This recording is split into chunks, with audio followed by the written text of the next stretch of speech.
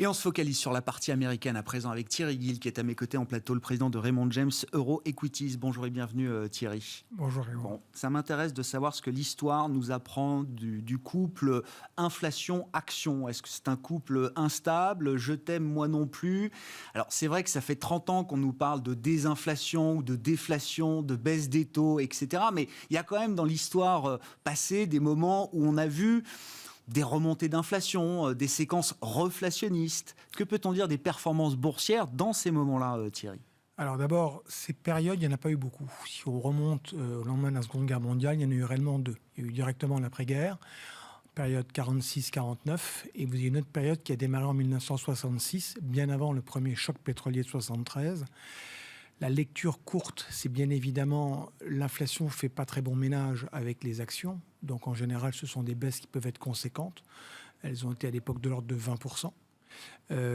Ayant pour conséquence comme corollaire une baisse forte des PE de marché, ce qui est assez logique. La durée en général de stabilisation peut durer jusqu'à 2 ans. Et en généralement, c'est suivi après de périodes assez sensibles de hausse. Généralement, lorsque vous avez de l'inflation, c'est bon pour les ventes, c'est bon pour les profits, mais tout ça, c'est bon en nominal. Il faut ramener ça en réel. Et c'est là où les pertes sont bien évidemment moins bonnes. Mais la question peut-être que vous sous-entendez est de savoir, sommes-nous dans ce cas de figure ?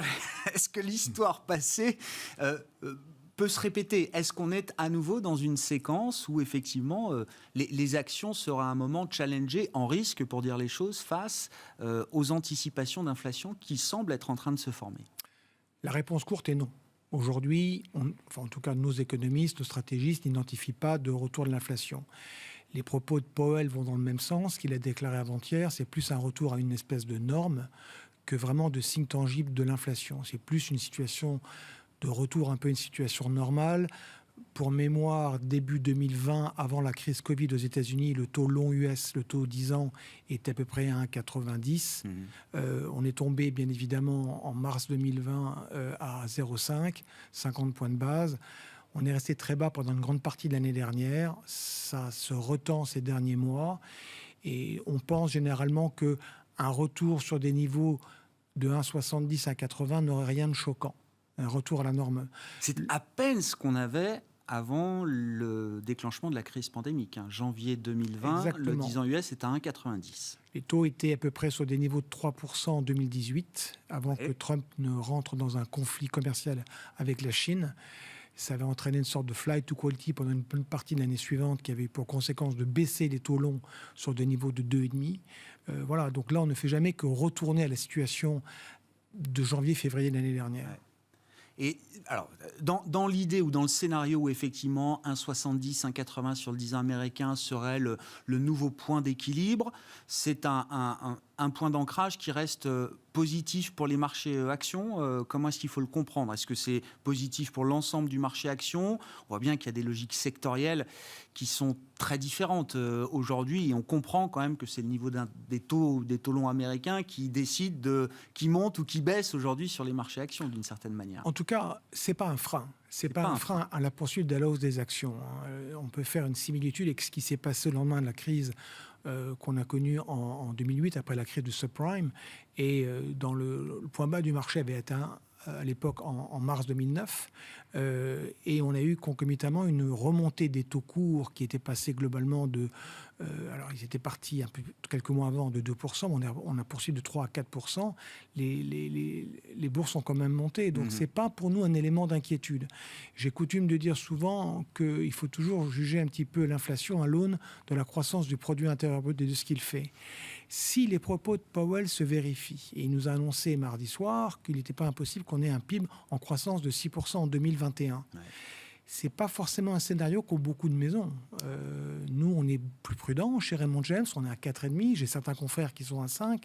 Mais l'incidence au niveau de la croissance des profits est considérable.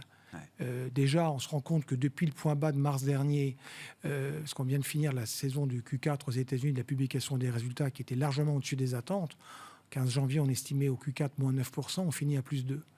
Si vous décalez ce phénomène dans le temps, trimestre après trimestre, on est sur des objectifs fin d'année qui ne seraient pas illégitimes. Je parle des profits du Standard & Poor's 500 sur des niveaux largement au-delà de $180, voire de $190. Je ne sais pas ce que ça veut dire. Ça veut dire qu'on est déjà revenu au-delà des, on a même des largement, niveaux de 2019 ? Largement. En 2019, on finit l'année 2019 sur des profits sur Standard & Poor's 500 à $161.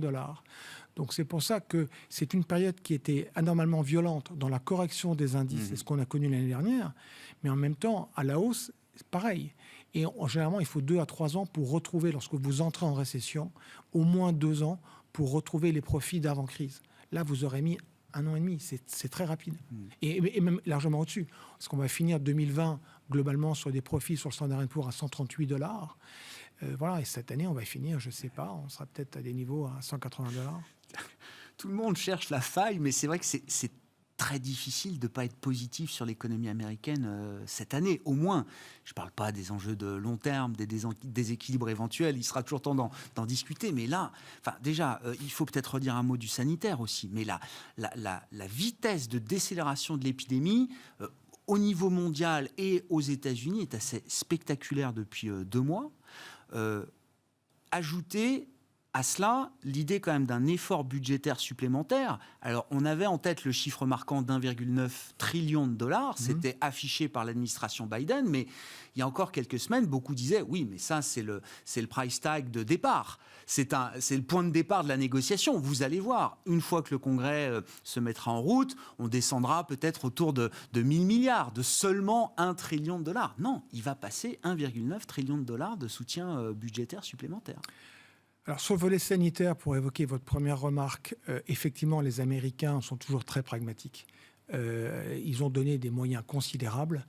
La volonté de Biden était de vacciner 100 millions de personnes dans les 100 premiers jours, ce qui fait à peu près 1 million, ce qui fait 1 million par jour. On est actuellement à 1,3 million.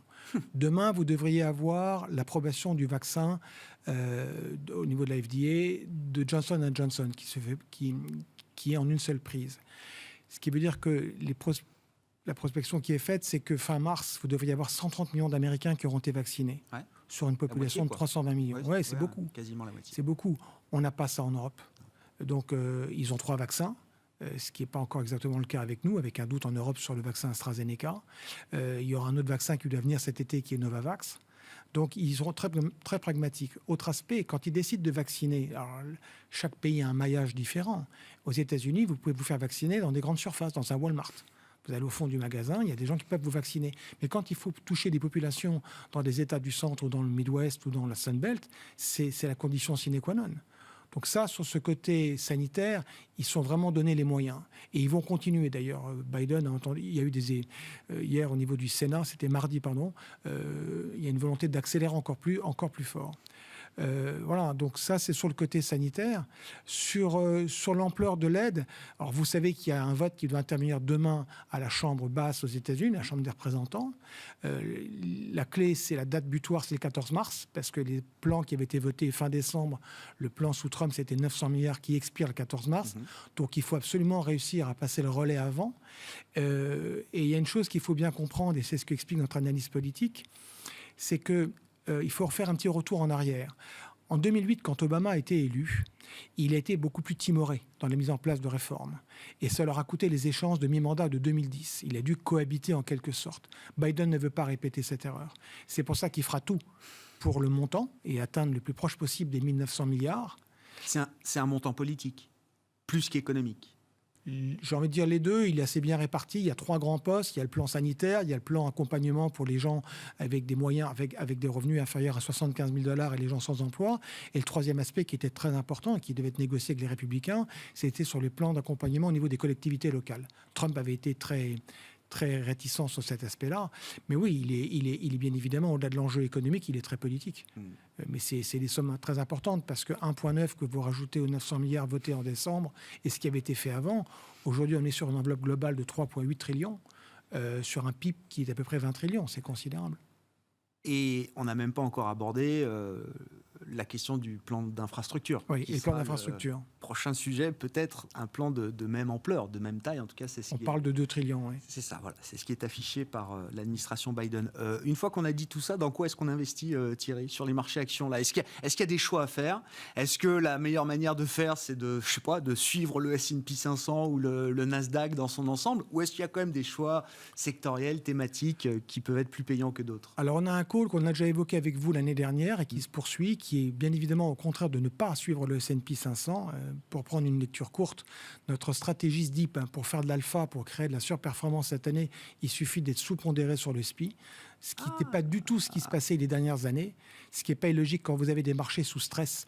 Les gérants, dans la globalité, aiment être sur des titres, des large caps, et jouer de la croissance. Quand vous êtes dans des scénarios de redémarrage économique, le thème est inverse. Vous allez plutôt chercher de la value, vous allez chercher du small cap. Et c'est notre call depuis déjà 9 mois, qui a été conforté par l'arrivée de Biden et surtout par le vaccin, qui pratiquement sont tombés au même moment, début novembre, et qui trouve encore un relais en ce moment, avec beaucoup de gens qui s'interrogent de savoir s'il ne faut pas sortir en fait des fameuses grosses boîtes de tech Bien sûr. que tout le monde a joué ces dernières années, les Apple, Amazon ou autres. Donc nous, alors, en sous-secteur, les secteurs qu'on aime bien, c'est bien évidemment les industriels, materials, les financières, bien évidemment, avec la reportification de la courbe de taux, et l'énergie. Et puis vous avez parfois un petit peu des petites anomalies de marché, et l'une d'entre elles, c'est l'immobilier. Parce qu'aux États-Unis, à la fois du côté des constructeurs de maisons, on est sur un secteur qui est très, avec des niveaux de stock très très bas et qu'une demande très forte, phénomène work from home, et avec des taux bas malgré tout, mais si ça remonte, les taux sont bas, donc une accession à la propriété, et maintenant quelques poches sectorielles sur les foncières. Merci beaucoup Thierry. Merci d'avoir été avec nous en plateau pour évoquer ces enjeux américains sur les marchés, sur la partie sanitaire, économique et politique. Thierry Gill avec nous en plateau, donc le président de Raymond James Euro Equities. Voilà pour Smart Bourse, l'édition de la mi-journée. On se retrouve ce soir en direct à 18h30 sur Bismart.